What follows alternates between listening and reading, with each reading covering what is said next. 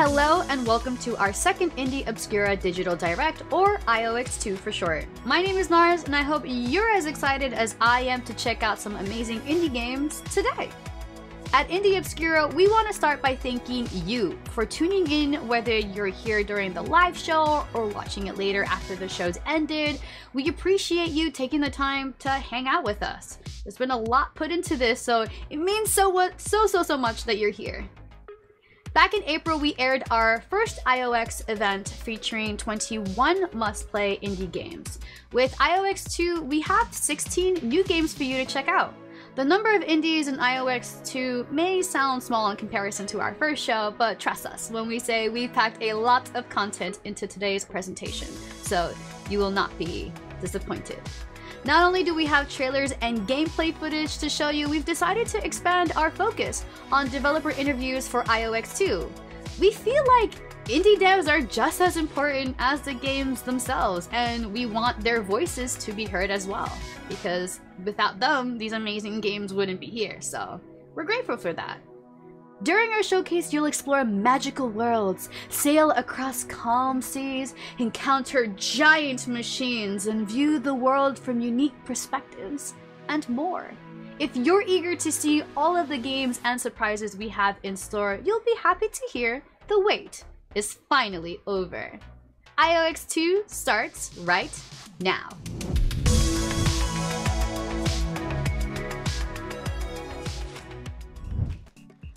First up in our IOX broadcast is an adorable physics-based multiplayer game that lets you play as a floppy cat and battle with your friends in a cute, cozy arena.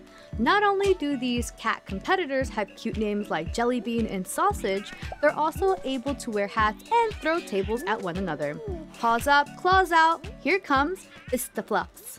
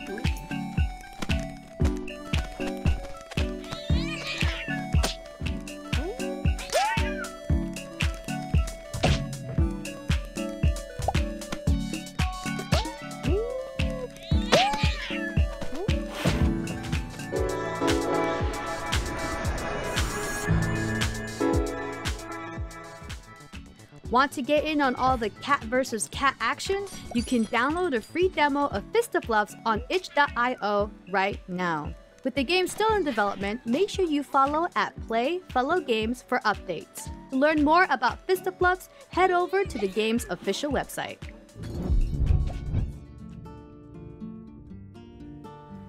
Do you love plants? What about magic?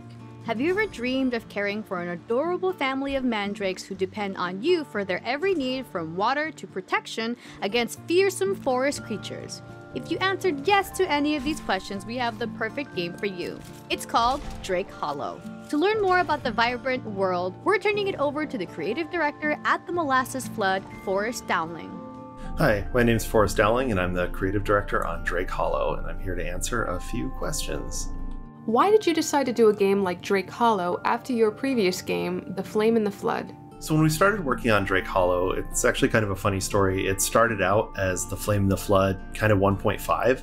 We were like, well, maybe we could just sort of revisit the thing that we've done and fix up all the things about it that maybe we wanted to do differently or a little better. And in the process of discovery, kind of everything changed about it. Like, it went from a survival game to not a survival game. Fundamentally, it was a game about traveling a river.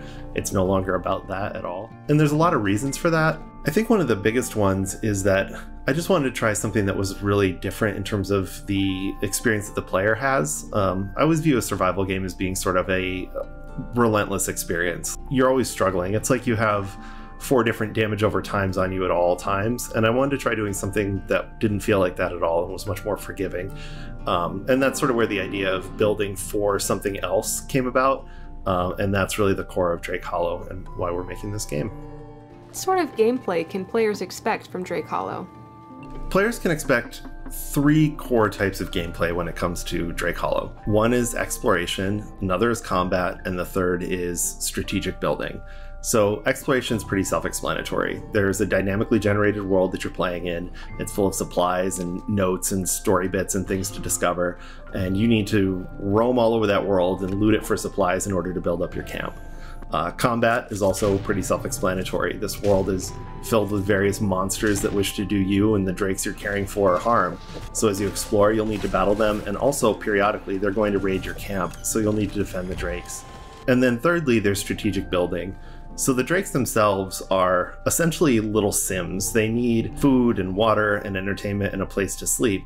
And the older they get and the more of them they need, of course, the more of these things you're going to need to produce. So your job as a player is to gather the supplies you need to build out your camp, to provide the needs for the drakes that you continue to age up and discover as your camp grows. So really, those are the core 3 components of the game. Why did you choose mandrakes over other plant options? So we chose to use mandrakes as the basis for drakes because we were looking a lot into kind of witchcraft and herbalism, and that has a lot to do with the story of the game that you'll uncover as you play. But what was really interesting about mandrakes is that they actually have this mythic history of being a living sentient creature. Like, they tend to look like little weird baby bodies. We also wanted to make sure that they were clearly not humanoid or human creatures at all, and that's why we ended up looking at plants in the first place, because we wanted it to really feel like that they had personality, but that they weren't a pet exactly. The whole premise of the game is that they need your help, and they can't really care for themselves. Are there different drake types in the game? In terms of drake variety, there's quite a lot of, we'll call them drake varietals. There's 27 altogether, and each one represents a different affinity or buff.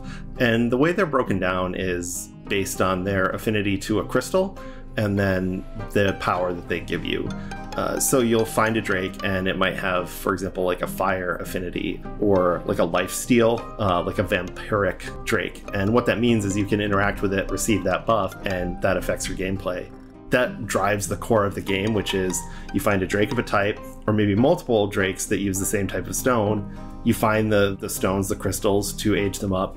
You decide which ones you value the most and age those up, and then in so doing, grow your camp, allow you to discover more drakes, build more things, and just keep that sort of cycle going. What sort of customization options are available in Drake Hollow? So in terms of customization, we have quite a lot of character customization. We've got a pretty good library of default options to choose from, just in terms of how your character is going to look, and then lots and lots of cosmetic items you can find in the world for your character. And you can find those in any game and carry them through to any other. And that includes visiting a friend to play co-op. Any cosmetics you find, you'll be able to take back into your own game. In terms of your village, you're not really unlocking cosmetics, you're just unlocking new structures over time, and the more your village grows, the more you're going to have to build, and the more options you're going to be able to choose from. As far as drakes go, they have their own look. You age them up over time and that changes their appearance, but their look is really tied to their affinity and what they do, so you can't change that. What are some other weapon types players can use in the game? So in terms of weapon variety, we really wanted to have some fun with it and kind of create some goofy weapons. And the idea is like you're in this sort of magical place and kind of everything does what you want it to. Well, some of my personal favorites, I really like the 8-ball stick shift, just because it's such a cool thing. Like it's from a classic Hot Rod. It's just, I don't know if anybody even knows what that looks like these days. The other would be like the electric guitar, which if you've got a Drake with the electric affinity and have assigned that to yourself as a buff, you're swinging around a guitar and it's making guitar sounds and it's blasting everything with electricity, and it just looks and feels cool. I also really like our array of ranged weapons. The blunderbuss is probably my favorite just because it's only really useful very close range, but it packs a punch, so it's really nice to use in a pinch. When does Drake Hollow release, and what platforms will it be available on? Drake Hollow comes out July 17th, and it's coming to PC on Steam and Windows 10 Store and Xbox One, and it will be available on Game Pass on both PC and Xbox. Thanks so much for the questions, I really appreciate it. Drake Hollow is scheduled to release on July 17th for Xbox One and Steam. For updates, be sure to follow @MolassesFlood on Twitter and wishlist the game on Steam.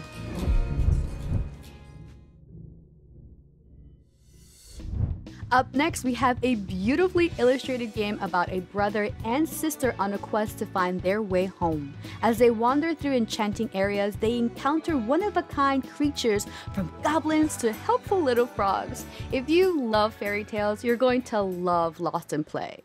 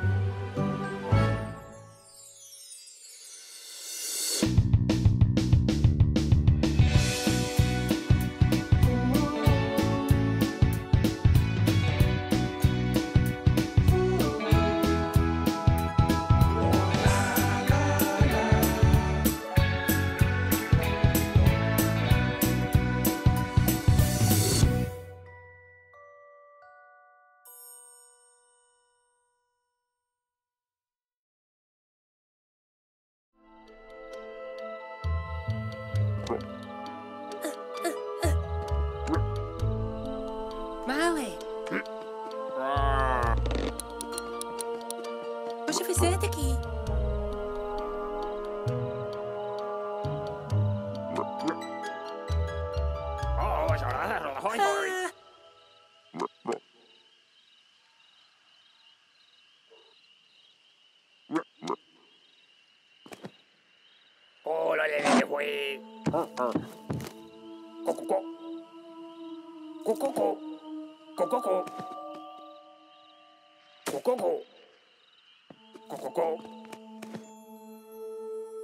Oye, Ololola.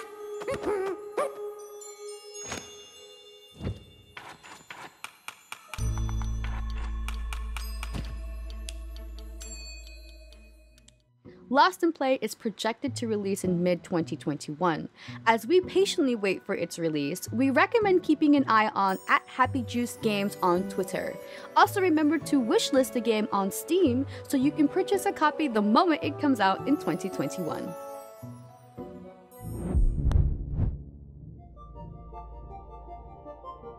Longing for adventure out on the open seas? Sail Forth is a procedurally generated sailing game that features breathtaking scenery, cute characters, and fearsome pirates. To help explain the game a little better than we can, here's Sail Forth's solo developer, David Evans. What was the process like of creating the visuals for Sail Forth? Sail Forth is a chill roguelike about sailing and battling pirates. The water essentially drove the aesthetic of the whole game, and developing its look was a very iterative process. After staring at it for long periods of time while working on the game, I'd get annoyed by a particular detail and then spend hours tweaking it. I definitely had to make compromises when it came to the overall amount and detail of art in the game. As one person, I simply can't make as much content as a larger team can. And while I've learned a lot during this project, my skills as an artist is still fairly limited. Keeping the visual style simple and designing a game where the more expensive art pieces are separated by large expanses of water helped to keep the art demands reasonable. Sailforth environments are procedurally generated. Are there unique weather conditions or creatures to discover in these environments? The game uses a combination of procedural generation and handcrafted elements. Each biome has a palette of creatures, colors, environment pieces, etc., and it puts those together procedurally to make the levels. There's always at least one unique creature in every biome to spot and grab a photo of, which is a fun little side activity you can do while you're sailing to your next destination. Snowstorms and penguins are included, and a bunch more. Can you tell us a little more about the physics behind the way the ships sail?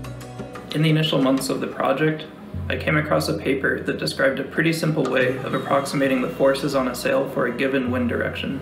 I took that as a starting point, and then throughout the next 3 years I endlessly tweaked it to get a nice balance between playable but believable physics. I like to refer to it as stylized realism. My primary goal in starting this project was to make a sailing game with a little more complexity than other games out there, without becoming a hardcore simulator. The boats sail loosely according to the real principles of sailing, but not to the point where you have to spend a tedious amount of time maneuvering. The game is going to ship with at least 12 playable boats, from small to large. Players can design the emblem shown on the flag and sails, which will also affect the fashion of their crew. As players progress, they can accumulate up to 5 boats in their fleet, which they can further customize with weapons and upgrades. Are there other activities in Sailforth outside of combat and exploration, like racing or fishing?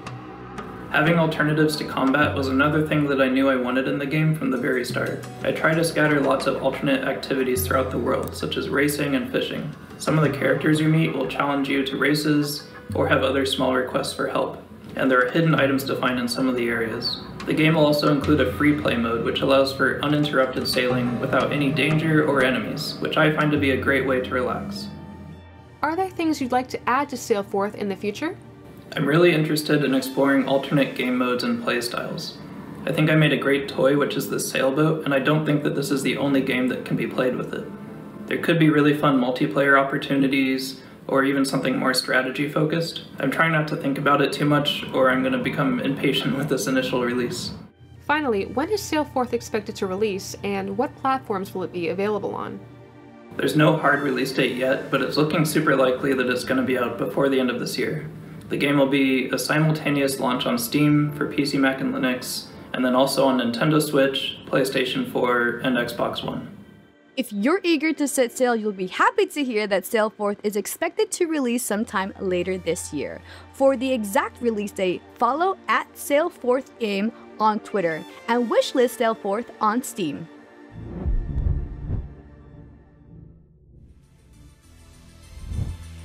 From one mode of transportation to another, our next game is one that will appeal to hardcore racing fans and aspiring rally racers alike.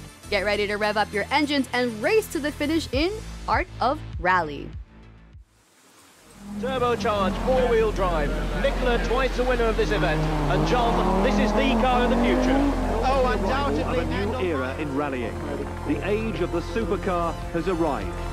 Four-wheel drive and turbocharging are the keys to success, and all future serious contenders must heed the warning.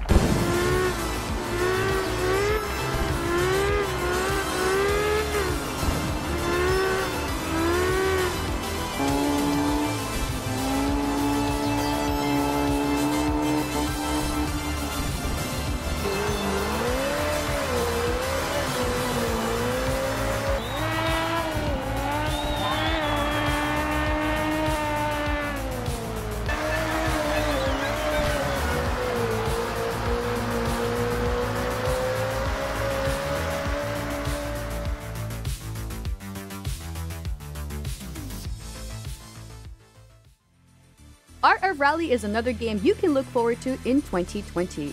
To make sure you grab this game the moment it comes out, be sure to follow @FunSelector on Twitter, and of course, wishlist Art of Rally on Steam.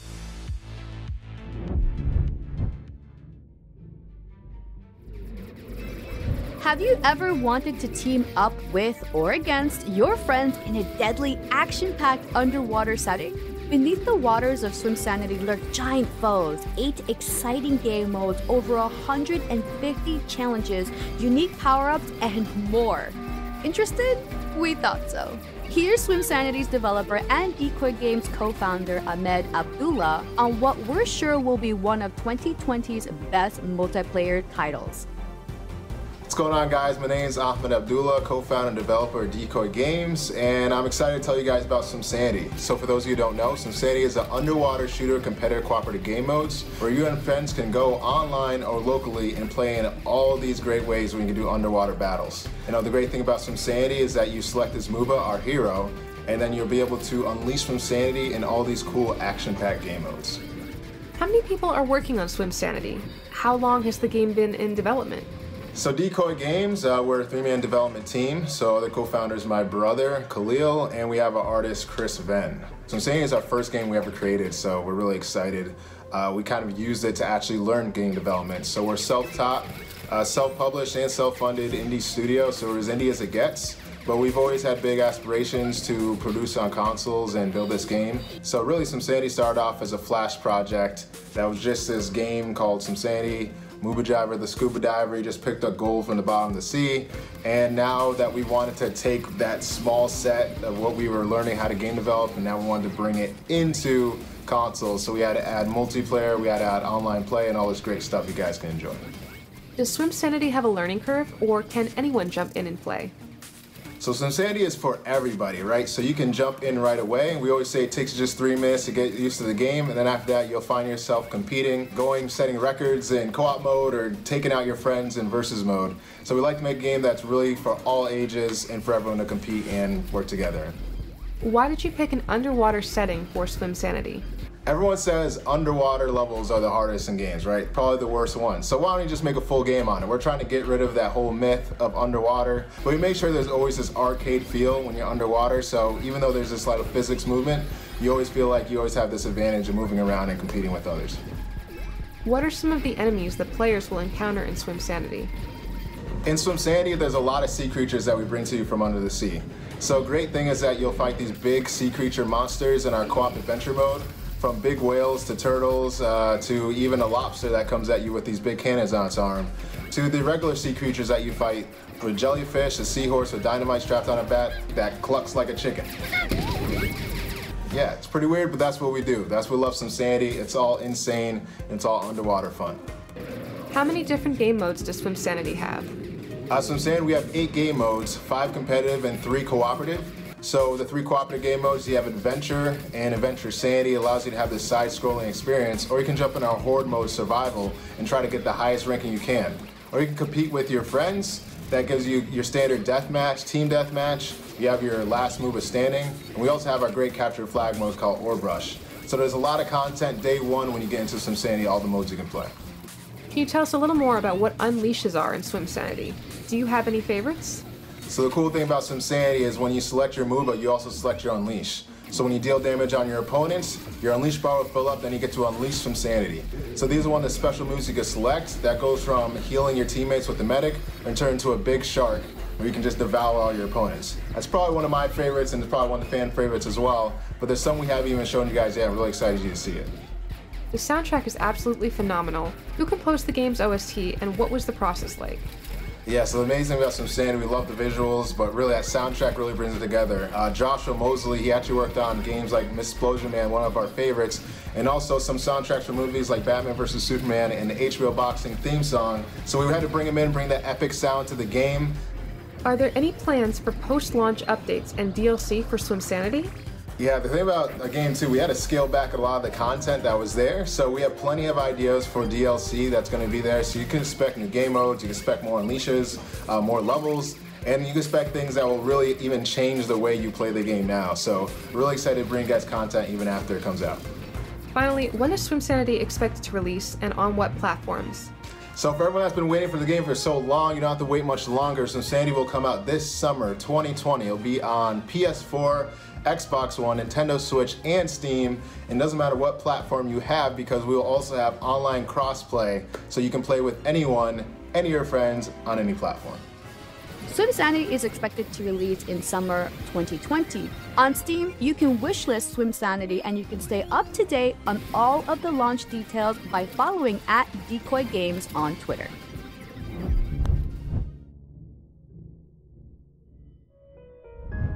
Are you a fan of zombie games? We have one that truly stands apart from the rest. In this somber indie, you play as a mother who has been bitten by a zombie. With time running out, you'll need to work hard to protect your son, teach him important life skills, and ensure he'll be safe when you're no longer around. Get ready, because we have an exclusive new trailer that'll show you more of what you can look forward to in Undying.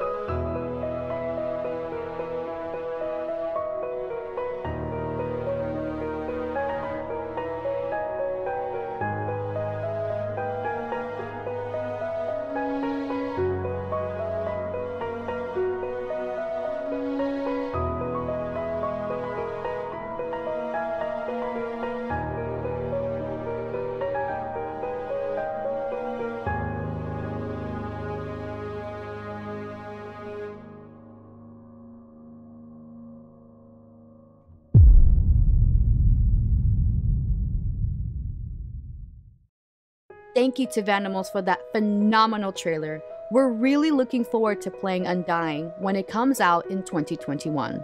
For updates, follow @PlayUndying on Twitter and take a moment to wishlist Undying on Steam as well.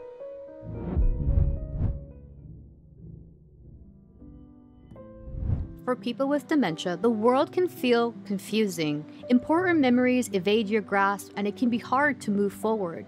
The trailer for Before I Forget immediately captivated our attention, as it follows a woman with dementia as she explores her house and interacts with the objects that surround her. For a closer look at this poignant indie game, we spoke with Shela Ramanan from Threefold Games.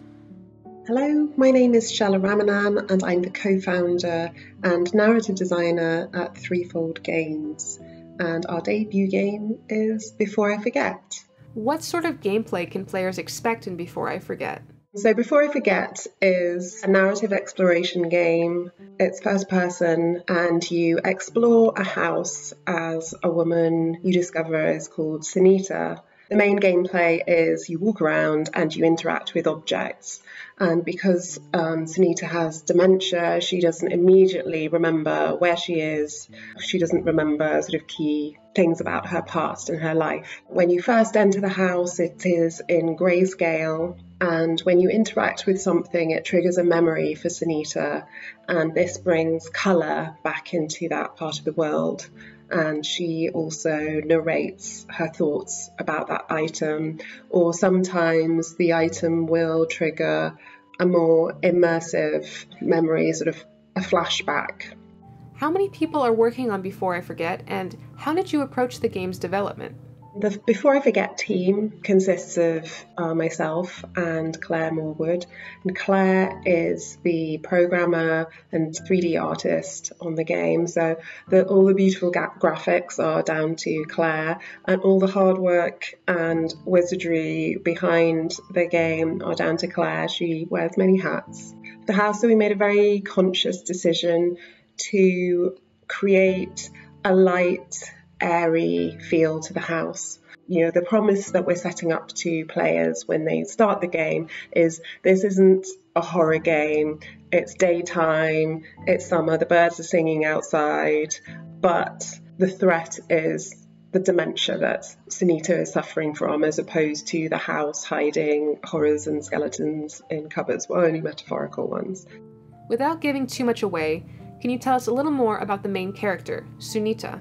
She is Indian by birth and came to the UK in the 60s to study cosmology. We had a wonderful voice actor called Anjali Kupaneni. Is this the right place? Dylan will know. I'll find him. Yeah, she did a fantastic job of playing Sunita as a child and then as a young woman and also as an older woman suffering dementia. And so she was really versatile and managed to get those different nuances in beautifully. And yeah, she was lovely to work with. The soundtrack is also beautiful. Who composed the soundtrack and how does the music play into the game itself as you explore?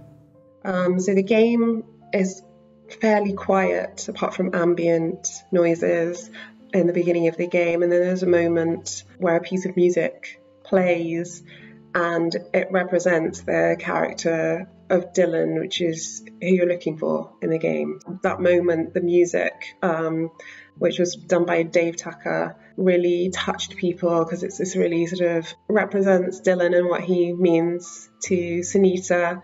And yeah, so Dave worked with us from really early on and gave us that beautiful piece. Why do you think it's important to create games like Before I Forget that tackle subjects underrepresented in games, like dementia?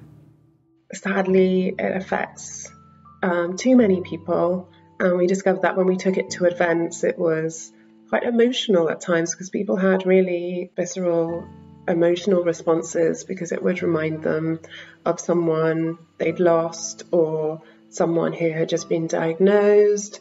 But we got really good feedback from them. Lots of people said, I might not be able to play it, but thank you for making it, which was incredibly humbling and overwhelming. From very early on, we wanted to make a game that was respectful as opposed to exploiting the symptoms of dementia, and I hope we've managed to do that. And we worked with medical professionals, Donald Servant and Dr. David Codling.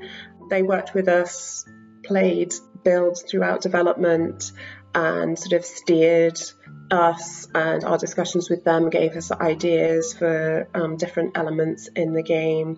I think the thing that we want people to take away from Before I Forget is that it's a story about a person who lived a life and, you know, had friends and a career and loved people and people loved her back, as opposed to someone who is just a disease and some symptoms. When is Before I Forget expected to release, and on what platforms? We hope you enjoy Before I Forget, which comes out on the 16th of July 2020, and we're incredibly excited. It will be available on Steam and itch for PC, Mac, and Linux. Enjoy! Before I Forget is scheduled to release on July 16th. On Steam, you can wishlist Before I Forget, and you can follow Threefold Games on both Twitter at Threefold Games and itch.io.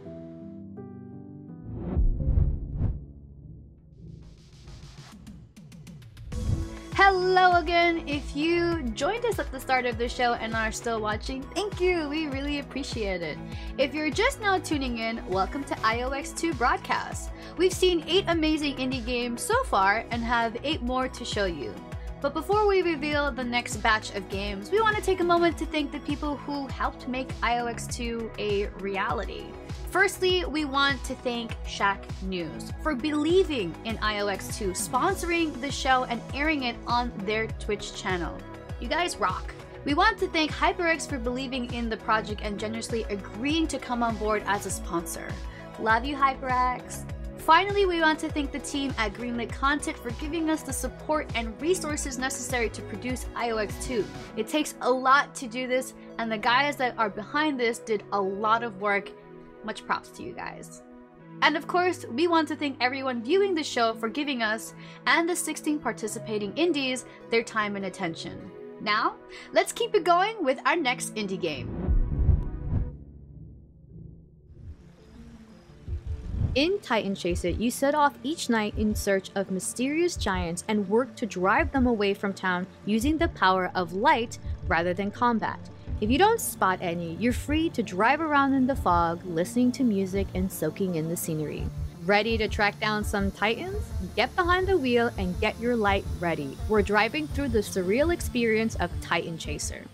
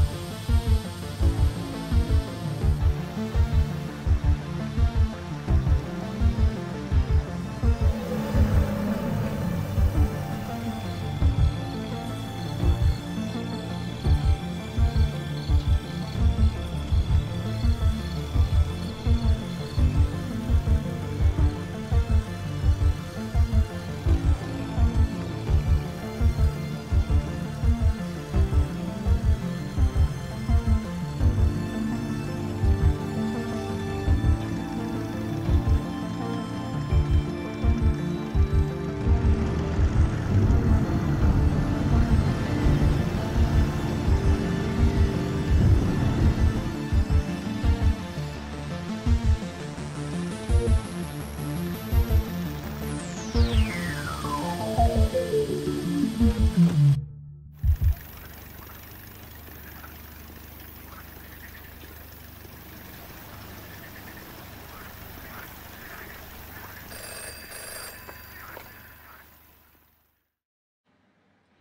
to see more and experience Titan Chaser for yourself? We have good news because the game is available in early access right now on Steam. You can also follow Stah's Showstack on Twitter for updates.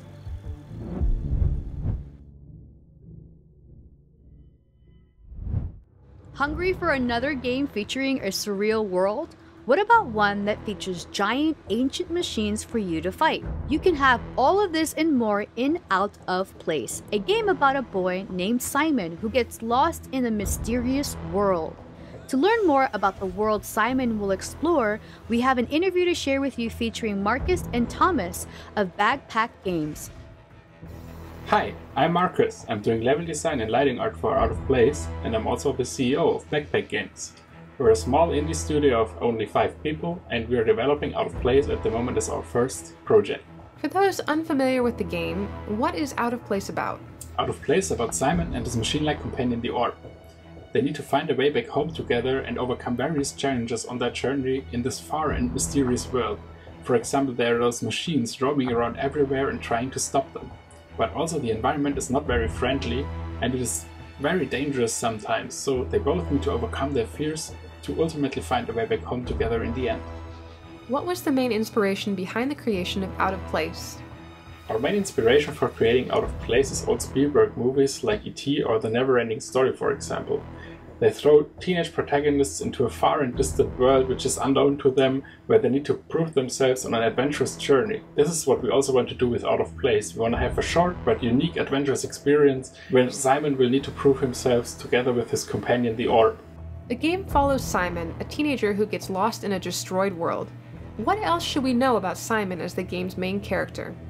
Simon is originally from Northern Europe, of our world, and the setting is sometime in the near future. We wanted to have something that is not that far away so people can relate to the technology and to the all-day life we're showing in the beginning of the game. And Simon is also very curious and adventurous and likes to tinker with the machinery of the time a lot, but he also has strong bonds to his family, which makes it really hard for him to being away from them, and which is why he wants to go back home, of course.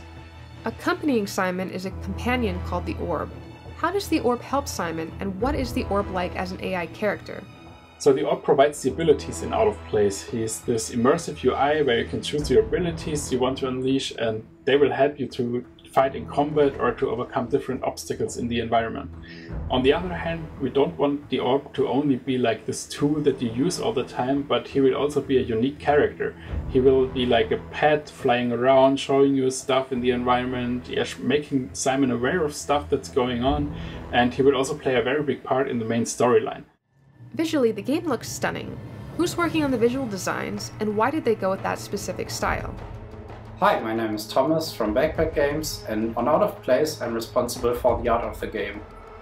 Specifically 3D art and animation. While creating the art style of the game, we were looking at artworks from Simon Stahlenhag and Yuri Shvedov, who create these really alienate and yet familiar artworks, which are really moody and atmospheric.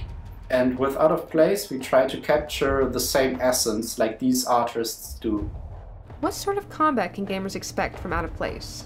Out of Place combat system will have a tactical feel to it, with engaging, interesting enemy interactions. The player needs to use powerful abilities, while also managing resources, his energy, to use those abilities. Each enemy will need to be approached differently, and there are also epic boss fights, where the player's skills really get challenged. The game's trailer shows some interesting machine designs. What should gamers know about these machines before playing Out of Place? In the world of Out of Place, the player can find various enemies, various critter drones, those machines that once helped to create this world. They all once had a purpose, but now they are all broken and are thirsting for the energy that the Orb contains. So they try to chase the Orb and try to chase Simon, hurt him, and really are the danger in this world now. Finally, when is Out of Place expected to release, and on what platforms? So I have to say that everything you see in the trailer and in the gameplay videos is taken from our first demo, which we created during our master studies, but it's not from the final game. We just started developing the final game as Backpack Games. We are just 5 people, so I can't really narrow down a release date yet. But in terms of platforms, we are developing for PC first, using the Unreal Engine. We want to bring Out of Place to all the other major consoles as well. So if you want to stay up to date, just follow us on our social media, join our Discord if you're interested. You can also ask us questions there. We're also always happy to answer questions. And thank you for having us. And yeah, enjoy the other projects in the showcase. Goodbye. Thank you, Marcus and Thomas, for answering all of our questions and getting us even more excited to play Out of Place once it's released. For more information, head over to outof.place, the game's official website. You can also follow @OutOfPlaceGame on Twitter.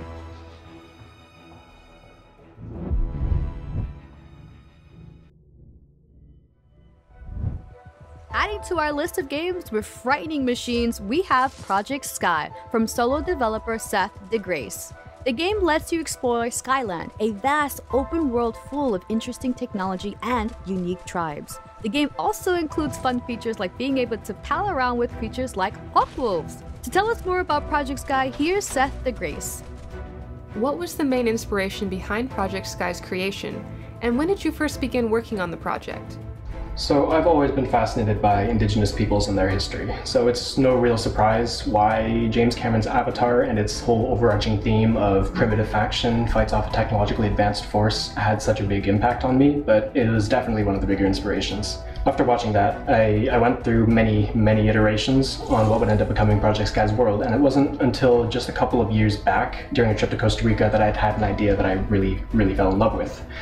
Just the vastness and the beauty that I saw there gave me an idea that would end up becoming the game that you see today. And that idea was, if you had an intelligent AI companion that knew a region better than you, wouldn't it be cool if you could ask them to take you someplace interesting? The actual programming and gameplay work on the game only started about the summer of that year, back in 2018, but it's been a decade since I started imagining the Skylands. It's a vast world of floating continents where you can walk to the edge of the world, look down, and be greeted by an ocean of stars. For those unfamiliar with the game, can you give us a quick description of what Project Sky is all about? Project Sky is an action exploration RPG that's set in a vast world of old technology and untamed wilderness. It's a world that was once ruled by false gods that possessed the secret to creating life from metal, that they abandoned many generations ago. You play as a refugee of the New World Order, narrowly escaping being recaptured after having been rescued by a member of one of the 7 tribes. You and this companion become a pair of unlikely travel partners, and you're both tasked with attempting to seek help in the face of annihilation, which is to say, uniting all 7 tribes under a single banner so that you might stand a fighting chance against the ever-approaching New World Order. How large is the world players will be able to explore in Project Sky? At the moment, Project Sky has 20 planned territories without counting any of these subterranean or underground ones, and currently I've shown off a fraction of a single one of those regions. The world has to be large enough to support some of the massive creatures that are found on the continent, but also to balance out a lot of the fun ways to travel that I'll be talking about later. Can you tell us more about the different non-human races in Project Sky? Well, there are 7 currently planned races. 6 of them are animals: wolves, otters, bears, jaguars, foxes, and maned wolves, while the 7th is an entirely original race that I am designing myself. Each of them will have their own culture, traditions, histories that you guys will be able to latch onto and, hopefully fall in love with. I would say that there is one race that is particularly special to me because they were the first one that I created. So 9 years ago, I created a character named Takai. She belongs to a race of Lupin machine hunters that would later be called the Rakuti, and I happen to really like their traditions in particular. So every Rakuti tribesperson has unique markings that they paint on their fur. Each one means something, depending on the color of the paint. So black and white paint is an event or an accomplishment, while red paint symbolizes permanence, so a commitment or choice. So to those who can read them, the paintings on a Rakuti's fur can tell quite literally the entire story of their life. Do all players have the option to travel with a direwolf? What are some of the other ways players can get around in Project Sky? Yes, all players will absolutely have the option to travel with a hawkwolf of their own. So every tribe has their own means of traveling around their territory, and usually this comes in the form of some sort of mount that you'll be able to unlock, like the hawk wolves, or an actual giant hawk, or maybe a crazy fast lion-hyena hybrid. The act of taming your own hawk wolf is actually a rite of passage for Rakuti tribespeople, so if you want your own as soon as possible, make it a point to befriend the painted wolves first. Although not all vehicles can be earned by befriending a tribe, some of them, like the Lionheart hoverbike, will have to be acquired through other means and potentially repaired as well. And since you won't always have a mount or vehicle readily available to you, I will also be providing a bunch of cool tools that you can use to get around the place, like a grappling hook to swing from mountain to mountain. If you're trying to scale a tall mountain quickly, use the rope slinger, make a zip line that goes from where you're standing up to the very top of the mountain and ride it all the way up. What sort of combat does Project Sky have, and what are some of the weapons players can use to defend themselves? So I'm aiming for Project Sky to have a healthy balance of encounters that reward thoughtful preparation and creativity through the usage of traps and the environment, but also enough of them that force desperation-driven decisions. There's never going to be an encounter in the game in which there's only a single way to succeed. It's also worth noting that there is a full limb-based damage system at play, so if you're hunting a machine for components, make sure you don't completely destroy the specific parts that you want. This system applies to more than just enemies, though. Sure, you might manage to barely win a fight, but if you or your companion took a really bad hit and now have a crippled leg, things might get a little bit complicated moving forward. Players have the option to rock whatever loadout they want, really. I want to encourage creativity in this area. For ranged weapons, you'll have bows, crossbows, and firearms if you know where to find them, though they are the hardest weapon type to maintain. There's also a variety of melee weapons to try. You can use a sword, you can use a spear, or you can make a weapon that can transform between both a sword and a spear for that extra bit of versatility. Of course, you can also bludgeon enemies with a mace, or cut them down with a greatsword if that's what you fancy. Continuing that thought, can you tell us more about some of the massive foes players will take on in Project Sky? Some of the coolest encounters in Project Sky are going to be the ones where you're tasked with taking down a truly colossal enemy. So far, the only one I've shown off at that scale is the Machinist Warstrider Sage, also known as the broodmother for her swarm of combat drones. Sage stands for Synaptic Automaton Generation Expedient, which is an unnecessarily complicated way of saying that she is a walking drone factory, which means that she'll be replacing her losses just seconds after they fall.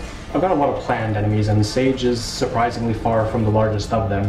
There's many Warstriders, and it's also important to note that Warstrider is just a blanket term. They're not all going to be large spider bots. I've actually already teased a couple of them in the demo I released just a bit ago with the Warstrider Registry, which was a terminal that mentioned a whole bunch of other Warstriders like Aqua, Gaia, and Sky. All I'll say for now is that all of the machines that the false gods constructed were made with a purpose in mind, so they're all doing something. Not all of them will be hostile. They have their own jobs and tasks that they were meant to do. But also, these false gods didn't pull the majority of their designs from nowhere, and a lot of them were inspired from actual fauna that you'll encounter in the Skylands. When is Project Sky expected to release, and on what platforms? So, about when Project Sky is expected to release. That is an excellent question. It's hard to give an estimate at this time, because up until now, and likely for the foreseeable future, I am the sole developer of Project Sky. Once that changes, if that changes, or once I've finished the core systems required to build the rest of the game, I'll be able to better estimate when I'll realistically be able to release it. Although, to start, it'll be put on Steam in early access. I think that with a game of this scale, player feedback is going to be crucial to making sure that the game as a whole is a good experience. Closer to release, though, I'll be looking to get it released on as many different storefronts as possible, and then porting it to relevant consoles at that time. I have no plans for exclusivity of any sort at this time. I really do love this game, and I just want people to play it. Thank you, Seth, for taking the time to share your incredible game. We're really looking forward to battling out with machines in Project Sky when it's released. The game is still in development, so if you want to keep track of its progress, head over to its official website, projectskygame.com, and follow the game on Twitter at ProjectSky_game. Games based on folklore and mythology are fascinating, blending together popular tales in order to offer something new. In Black Book, you play as a young sorceress on a quest to find a demonic artifact. Along the way, she'll encounter a variety of creatures in a world based around Slavic mythology. To tell us more about the mythology, settings, creatures, and characters in Black Book, we have Vladimir Beletsky, Black Book's lead game designer and writer. Hello, my name is Vladimir Beletsky. I'm from Martyoshka, the studio behind Black Book. What inspired you to make a game like Black Book? We started making Black Book after we finished working on our first game called The Mooseman. We decided to make another mythological game. This time we took a more ambitious goal to make a game about Russian folklore, Russian mythology. We knew from our childhood the folklore short stories called Belichki in the native tongue. These are short stories about mythological creatures, about demons and spirits, about people that meet with these otherworldly beings, and they are told as if these events were happening in real life. That inspired us first of all, and we settled on a deck-building RPG similar to Slay the Spire, mixed with adventure games like Quest for Glory and travel mechanics like Faster Than Light, for example. All of this inspired us to create a Black Book. How many people are working on Black Book right now? Have there been any challenges in making the game as an indie team? Today there are 5 people in the development team working on Black Book. Myself, I am the game designer and writer for the game. Ildar Alimov is an art director. Mikhail Shvachko is a music composer and sound director. Andrei Khudozhitkov is working on programming, and Daria Solonets on animation. We started as a team of 2 people, and later we increased our team size to complete the game, to make it as big as it is now. It is, as I said, an ambitious project for us because of the scale of the game. The art style is also really captivating. How did your team decide on that particular style for Black Book? Well, from the get-go we've decided to make a low-poly game because our team is rather small. We have to conserve our resources, and doing low-poly stuff saves quite a bit of time. This was the technological basis of the art style, but as for the picture itself, we wanted to make it a bit like a work of Bilibin, maybe some illustrations from the collection of Belichkas that we read about, so it has to be both dark, both mysterious and mythological, and along with that it had to be realistic in a way. It's basically a combination of low-poly 3D stuff with 2D sprites, and together we hope that they bring the required atmosphere to the game. Can you tell us a little more about the Slavic folklore in Black Book and the game's protagonist, Vasilisa? Well, as I've said, the game narrative is based on Belichki, short stories about true events of meetings with spirits and demons, and they may imitate the plot of the original Belichkas, or they may interpret them in a new way that we've made up. Vasilisa is a young sorceress. She has just received the knowledge of the dark arts. She's like a mythological creature herself in a way. She's a sorcerer, Koldun called in native tongue, and she knows a way to communicate with all other spirits and demons. She commands the demons, and this is how she gets her power, from the demons themselves. What sort of gameplay can players expect in Black Book? Well, at its core, Black Book is a deck-building RPG similar to Slay the Spire, so you build your own deck of cards, you then battle with these cards with the demons and spirits from the stories. And all of this is mixed with an adventure game, so you travel along the landscape of Cherdyn, and in each location there will be like a text quest or a short event or a battle, or sometimes an adventure-like event where you can move around, interact with your environment, get some items, and solve some puzzles. The game takes place around about 40 days in Vasilisa's life. Each day you receive a new quest, you have a new map to explore, and after that, when you complete this quest, you go to the next day. She has a goal to rescue her beloved one from the hells, as she believes. Music in Black Book's trailer is really haunting. Who's behind the game's soundtrack? The music in the game is being made by our composer, Mikhail Shvachko. He was a composer on our previous game, The Muzman. He draws inspiration from Russian folklore music, and also we have help of Perm State College of Arts and Culture. The Polish choir helped us make the choral music in The Muzman, and in this game we're hoping to bring several more choral songs to the game. Dark music of Mikhail Shvachko, I think, brings a nice really touch to the atmosphere of the game, and together with the choral music it's like a great combination to bring our vision to life in the game. Is there a demo available for gamers interested in Black Book ahead of its release? Yes, so for everyone who is interested in Black Book, who wants to check it out today, we have a demo, a prologue build on Steam. It is called Black Book Prologue. It has its own Steam page. Travel the first day of Vasilisa along her journey. And so please check it out. Hope you like the demo build. When does Black Book release, and what platforms will it be available on? So we're hoping to bring Black Book to the release in 2021. We want to release it on Steam, on PC and Mac platforms, and also it will be available on consoles like Switch, PlayStation and Xbox. So yeah, please check out the game, and thank you for the interview. We can't wait to dive into the dark RPG world of Black Book when the game is released in 2021. To track the game's release, be sure to wishlist Black Book on Steam and follow the game on Twitter at PlayBlackBook.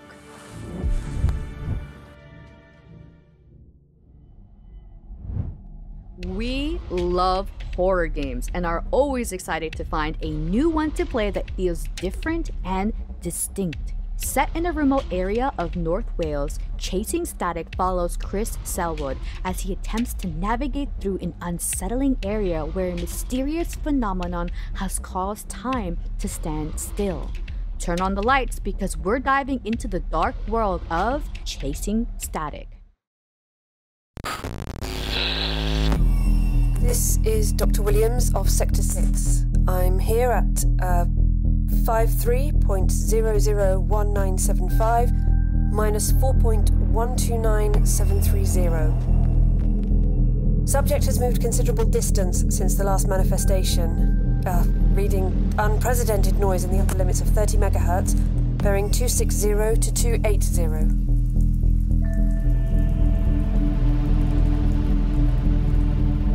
We lost sight of the echo. It's like it's toying with us. 3 days we've been chasing this thing across the moors. I'm fine. We're both fine.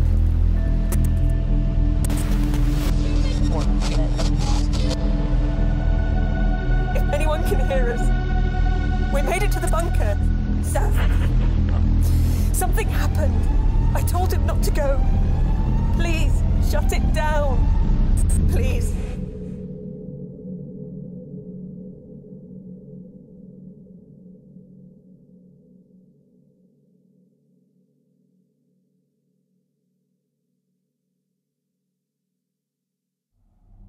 Chasing Static is still in development. If you're eager to learn more about the game's story and setting, we recommend wishlisting Chasing Static on Steam and following the developer at Sick Chick Studio on Twitter. Mental health is a sensitive subject, and it can be hard to talk about. Having video games that explore subjects like anxiety and depression can encourage open discussion. We genuinely feel there should be more games that talk about these subjects and are so excited to find one like Into a Dream. In the game, you play as a psychiatrist working to help a man with depression by exploring his memories. To elaborate on the game, we interviewed creator and developer Philippe Thomas. Hello everyone, my name is Philippe Thomas and I am the solo developer behind Into a Dream. First of all, I would like to thank Indie Obscura for this great opportunity. Into a Dream is a story-driven adventure game where the player finds out that his mind has been connected to the dreams of a man suffering from depression, and his goal there is to unveil his story, to talk to him, and to ultimately prevent him from fading away. What first inspired you to create Into a Dream?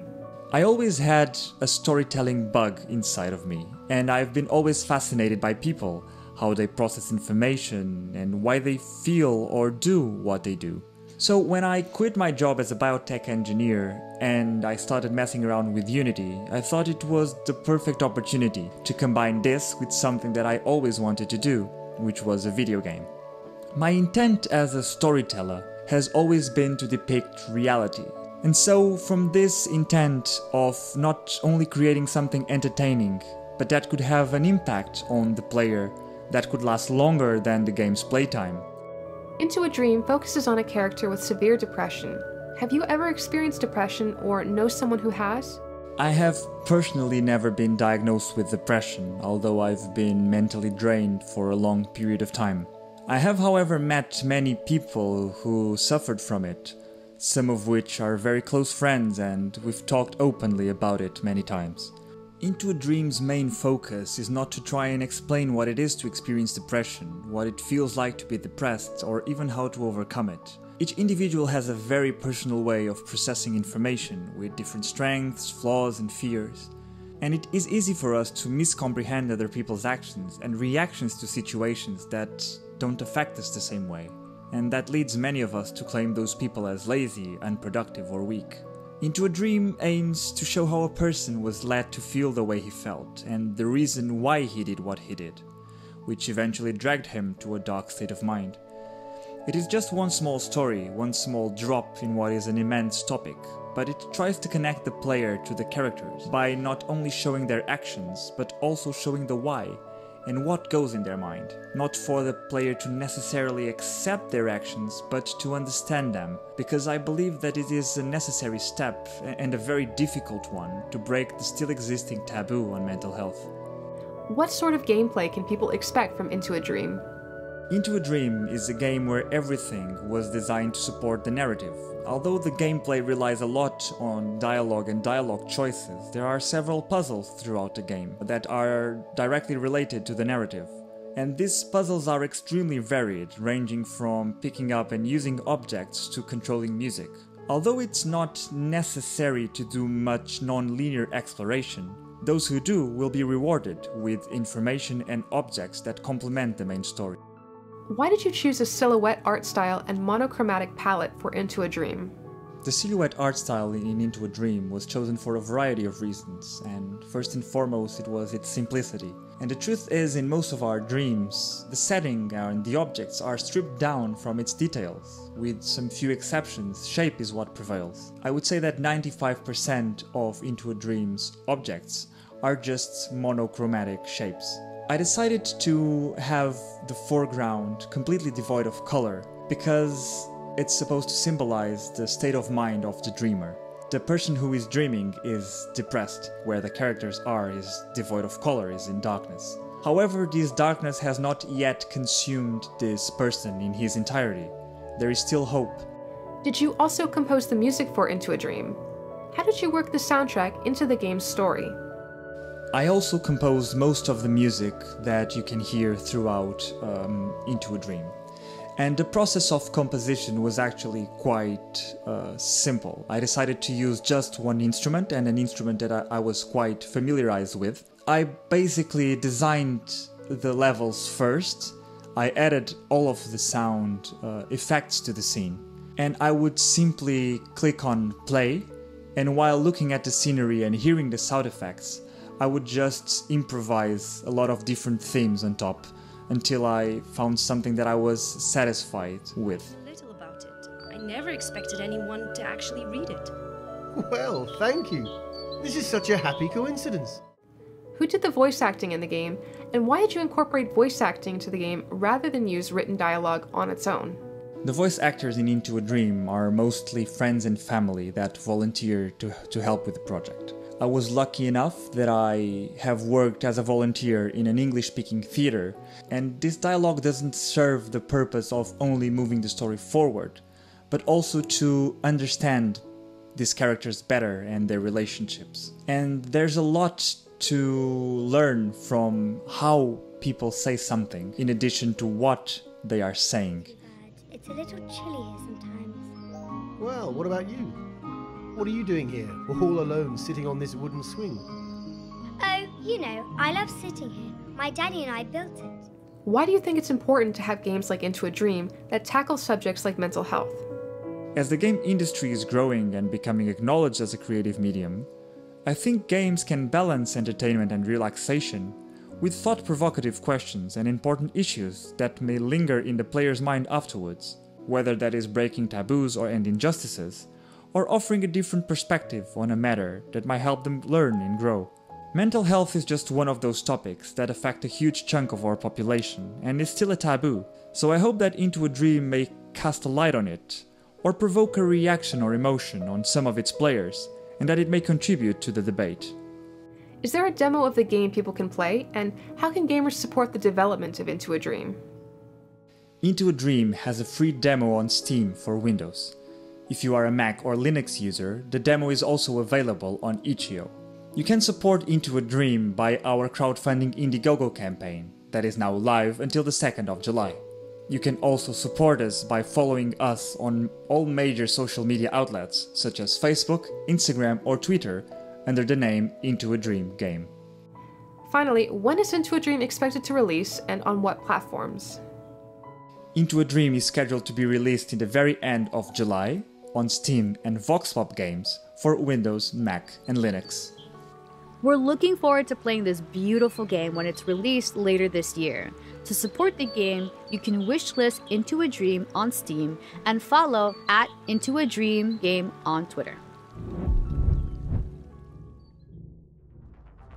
If you can't stay in one place for too long, we have a fast-paced roguelike skyline crawler that boosts a cool cyberpunk aesthetic, over 30 unique enemy types and weapons to choose from. Whether you want to loot items, explore city rooftops, or conquer soulless AI, Danger Scavenger has a little something for everyone. Hi, I'm Piotr and I'm indie developer from Poland. I'm designing the game Danger Scavenger. I will now show you some cool, fresh gameplay from the latest version of Danger Scavenger. So, enjoy! So it's an action game with roguelike elements, where you become one of the scavengers to save the world from evil AI. So I'm creating the game together with Stardrifter's team. We have joined forces about half a year ago, after I exhibited my prototype on one of the game conventions. Danger Scavenger takes place in a cyberpunk world, where mega corporations have accidentally created a powerful evil AI that wants to wipe out all of the humans. And scavengers are the outcasts that want to change the state that the world is in. So as one of scavengers, you will fight robots on tops of skyscrapers. Each one belongs to a different mega corporation and is filled not only with great dangers, but also with cool loot, like drones, items or weapons. Each of those have unexpected synergies between each other, so that each run can feel fresh and have some surprising outcomes. You can also use your items to craft other cool stuff in the workshop. So for example, you can add different powers or attributes to your weapons or items. So as you progress through each building, you will get to choose what enemies you will encounter on your way. And your choices also affect how the final boss of the building will behave. So you have to choose very wisely, because he can have up to 3 weapons that depend on the choices that you have made on your path. We took a unique twist on dungeon crawler genre of games. We have moved the action high up onto the skyscrapers. Action is really dynamic and you can destroy enemies on many different creative ways. Like for example, you can push enemies from the roof, or you can use the environment to destroy them. And all the cool actions that you perform will grant you score. You will need this score to unlock lots of different weapons and items that can from now on appear on your future runs. As you progress through the game, you will also unlock other scavengers. So there are currently 4 characters that you can play. Each one has different set of starting abilities. as well as starting items and weapons. The game is challenging, but it also offers a lot of fun, different strategies. And I'm sure that you will find one that suits you the best and gives you the most fun. If the action in Danger Scavengers has you eager to play it for yourself, we have good news! The game is available on Steam right now. If you want to stay informed on future game updates, be sure to follow @StarDrifters on Twitter.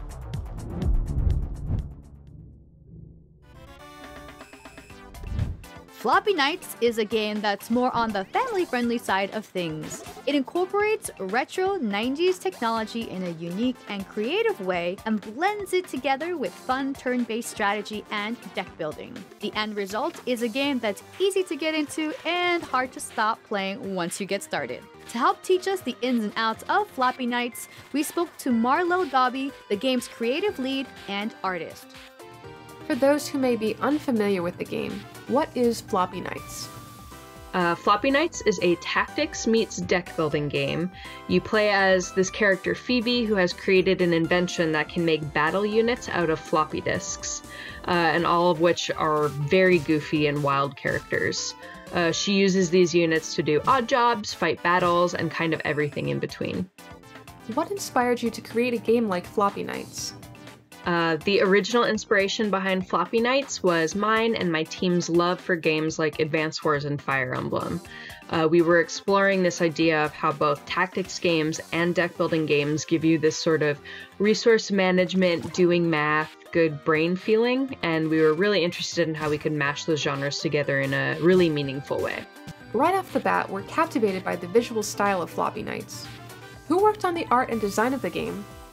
I'm the creative director on the project, so I'm responsible for overseeing and working on a bit of everything, with my big focus being on actually making the art, animation, and overall aesthetics of the game. I'm working entirely digitally on this project, drawing with pretty much whatever tablets I have available during my time working from home, but I both draw and animate in Photoshop. The floppy in Floppy Knights refers to the use of floppy disks. Why did you choose floppy disks over other forms of storage? Floppy disks are kind of this iconic thing, right? They're literally the save icon on our computers and like all of the software that we use. They're very of their time, but they're also incredibly recognizable as a symbol. So even younger folks who grew up after floppy disks were popular can really recognize what they are at a glance. For us, they were kind of the perfect thing to visually reference for a classic storage system. Adding to that, can you talk a little more about the game's unique world that blends alchemy with classic tech? Yeah. This was an idea that really stuck around since the beginning of us concepting this game, mixing a more traditional fantasy world with 80s and 90s technology. For the world of Floppy Knights, I really wanted to play with this idea that in this colorful fantasy world, there exists traditional magic, but technology is kind of right alongside it and also is seen as a type of magic, because technology just in real life is already pretty much magic. So I really like the idea of putting the two things next to each other. The floppy disks are able to summon projections known as Floppy Knights. What are some of the different Floppy Knights you can summon? There's a lot. I had a lot of fun and freedom with the designs, so they're all really, really different and really unique from each other. I think so far the fan favorite is the Succulent Kicker, who is literally just a potted plant that likes to kick things. Other favorites of mine are the Raven Rogue, who's a really sneaky raven that throws razor sharp feathers around, and Bubble Boy is another favorite of mine. He's got a cauldron for a head and throws potions around the battlefield. So there's a huge variety of them, and those are really only scratching the surface, so I kind of think everyone will be able to find a favorite like I have. Can you tell us a little more about the game's main character, Phoebe?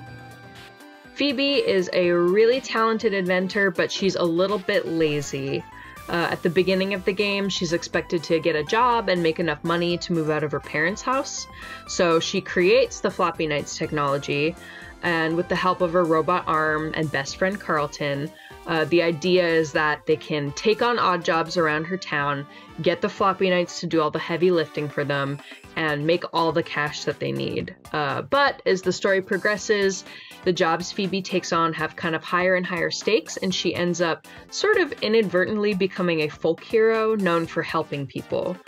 So her story is a lot about maturity and growth and realizing that helping other people is really important and finding your place in the world to do it is really important. How are the two genres, deck building and turn-based combat, blended and presented in Floppy Knights? So players will be taking on traditional sort of tactics battles, but with a bit of a twist. Each turn you draw cards from your deck and have a set amount of energy to spend on playing those cards. And these cards are the things that allow you to place units on the map and move them and buff them and do special attacks with them and all that kind of stuff. So you have your standard move your units towards the enemy to attack, but with this little bit of randomness and strategy thrown in that you have to consider in every turn. You have to really think about what the most optimal turn is with the cards that you're dealt. There's a lot of familiar language in there from like tactics and deck building games, which makes it easy to pick up for folks who are familiar, but together those two languages mean something totally different and kind of unexpected that will give these players a really new kind of challenge. Is there a learning curve to Floppy Knights, or is it approachable for gamers of all ages? I think the really unique thing about these games is that you can learn alongside them while you play. So brand new players will be able to make it through the game, but as you master the mechanics more and more, you kind of learn how to play very optimally, and you can take on challenges in the game as they ramp up. For example, we will have bonus objectives in each level for players that prefer a little bit of an extra challenge beyond just beating the level. So I think it's open to all skill levels, but rewards you in really fun ways as you get better and more masterful at the game. When is Floppy Knights expected to release, and on what platforms? Floppy Knights will release whenever I can leave my house again. We don't have an announced date or anything yet, but you can keep up with us on Twitter for any updates and announcements in regards to Floppy Knights. While there's no release date for Floppy Knights just yet, you can wishlist the game on Steam to ensure you're able to scoop up a copy the moment it comes out. We also encourage you to follow @Floppy Knights and Rose City Games on Twitter for game updates and other fun Floppy Knights related posts.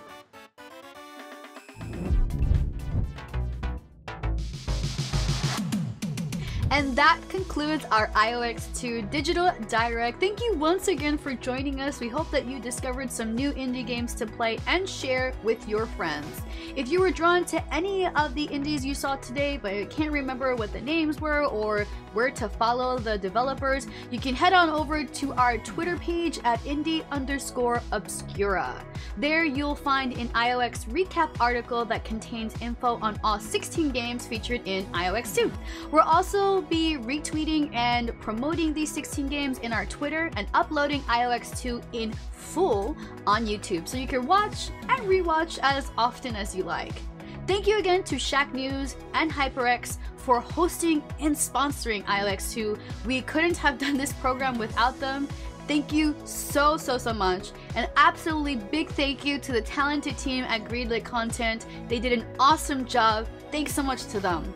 We wish you all a safe and healthy and happy summer spent indoors with some fun indie games and online shows like this one. So stay tuned as we hope to put together another IOX broadcast in the near future.